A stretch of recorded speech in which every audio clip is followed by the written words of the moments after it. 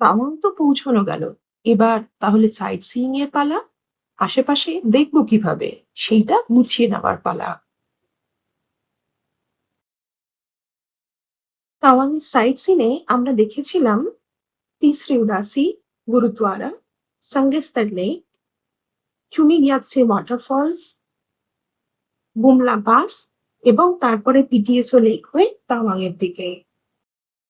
এই ট্রাভেল স্টোরিটা পুরোপুরি আমার পার্সোনাল এক্সপিরিয়েন্স, আর লোকাল লোকেদের মুখে যা শুনেছি তাই বলছি।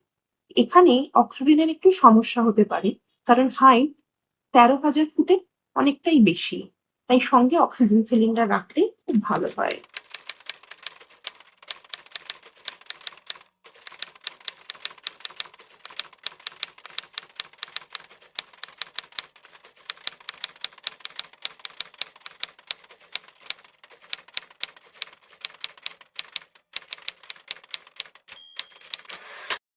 তাওয়াং থেকে সকাল সকাল বেরিয়ে আমরা দেখে নিয়েছিলাম তিসরি উদাসি গুরুদ্বারা। এখানকার মানুষ মনপাড়া গুরু নানক দেবকে নানক লামা বলেও সম্মান করে থাকেন। এই গুরুদ্বারাটি ভারতীয় সেনাবাহিনী দ্বারা সংরক্ষণাবেক্ষণ করা হয়ে থাকে। পাহাড়ি পথ দিয়ে আমরা এসে পৌঁছাই সাঙ্গেস্টার হ্রদে। এটি ভূমিকম্প সৃষ্ট হ্রদ। হ্রদের চারপাশে হেঁটে বেড়ানোর জন্য সুন্দর রেলিং এর ব্যবস্থা করা আছে। বসন্তের শেষ ভাগ এবং গ্রীষ্মকালে নানা ধরনের আলপাইন উদ্ভিদ এর আশেপাশে আপনি দেখতে পাবেন। কয়েক দশক আগে ভূমিকম্পের ফলে নিচু জায়গা যেটা সৃষ্টি হয়েছিল, সেখানে জল জমেই নাকি এই হ্রদের সৃষ্টি।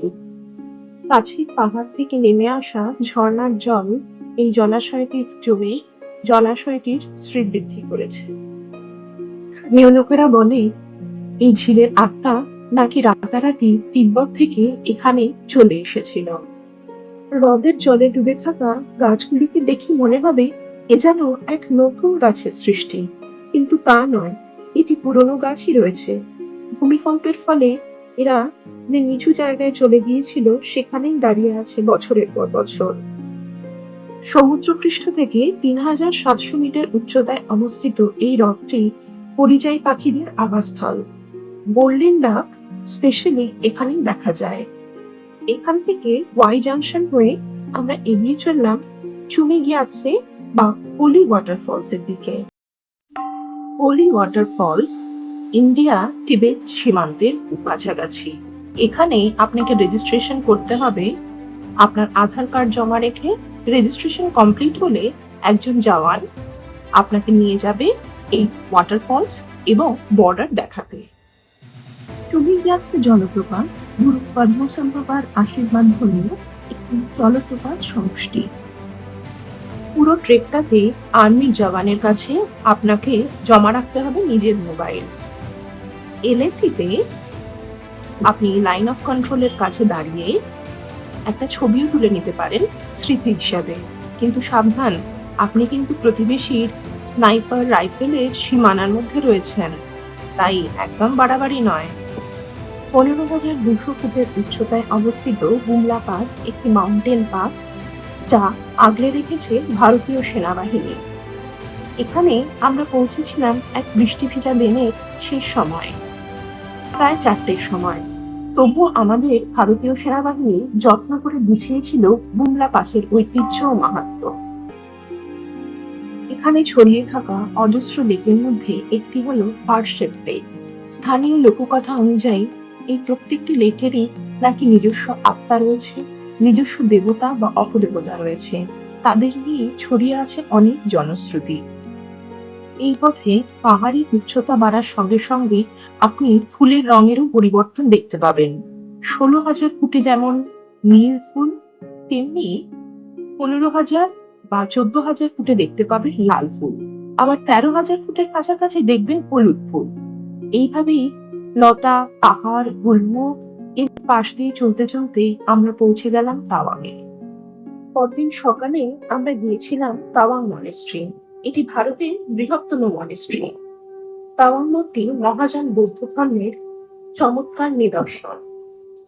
এর গ্রন্থাগারে বহু মূল্যবান প্রাচীন ধর্মগ্রন্থ সংরক্ষিত আছে।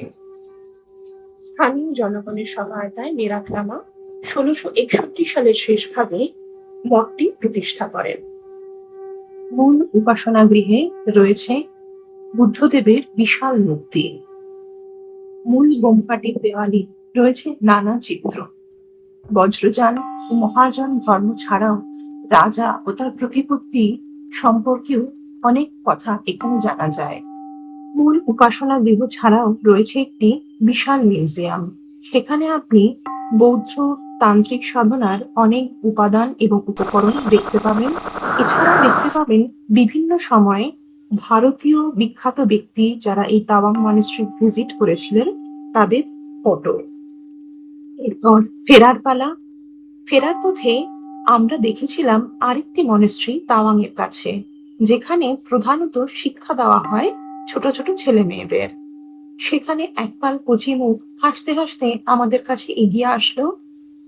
তাদের হাসি মুখ দেখেই সেই দিনের মতো বিদায় জানালাম তাওয়াংকে। পাহাড় থেকে নিচে নামবার সময় পড়লাম এক মহা বিপদে। ভীষণ বৃষ্টির জন্য সেলা লেকের কাছে এসে জানতে পারলাম সেলা পাস দিয়ে নামা সম্ভব হবে না। অগত্যা আবার ফেরি চললাম সেলা টানেলের দিকে।